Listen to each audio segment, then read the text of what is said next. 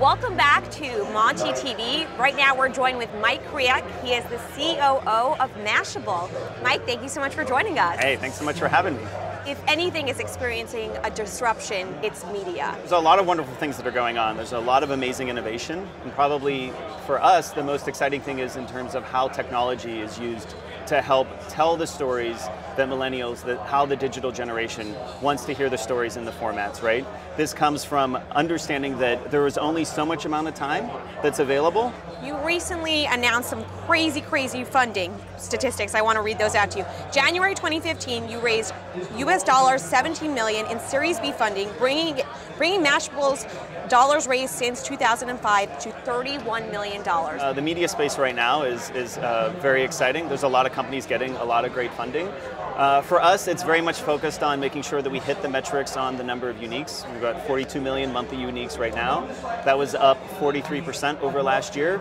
22 million social followers. That was up 60% last year. And from a revenue perspective, 45.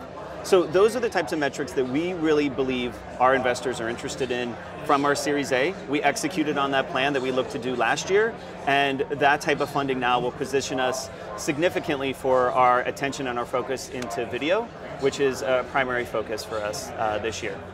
Why focus on video? Take a look at your social networks, right? You take a look at Facebook, the amount of pre-roll video that's happening, the amount of video that's being automatically being viewed.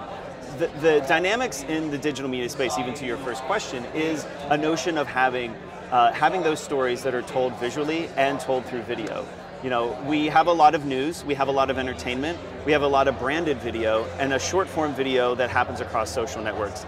That's a pretty large gambit on how to tell our stories visually. Again, it goes back to making sure that you're in the formats that your audience wants to hear those stories in, and then to make sure that you're ahead of that curve. Mashable has developed Velocity, which is a proprietary set of algorithms that listens to the internet and says, okay, these are the stories that are going to be most relevant, that are going to be most viral.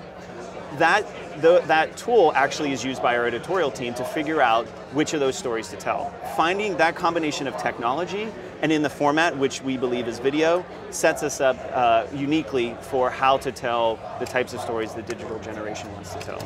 What advertisers should dictate when it comes to the stories that we're going to tell? Yeah. How does that affect Mashable? We're redefining storytelling for this digital era. That lends itself very well to how brands want to tell those stories.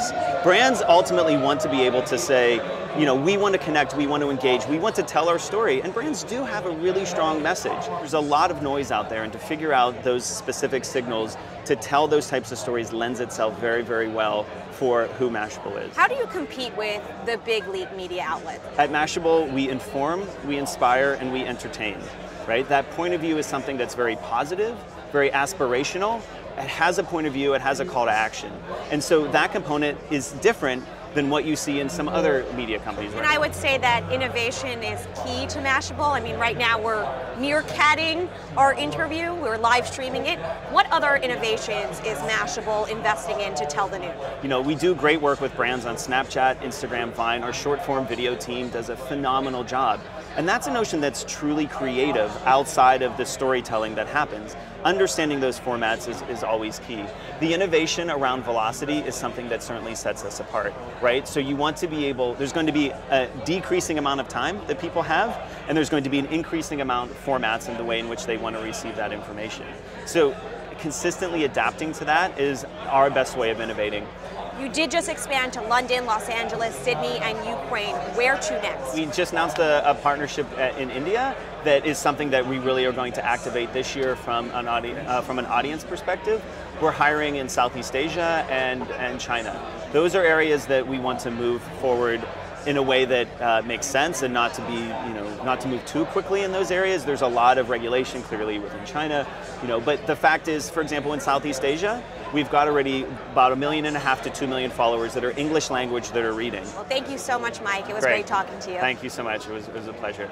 Take care.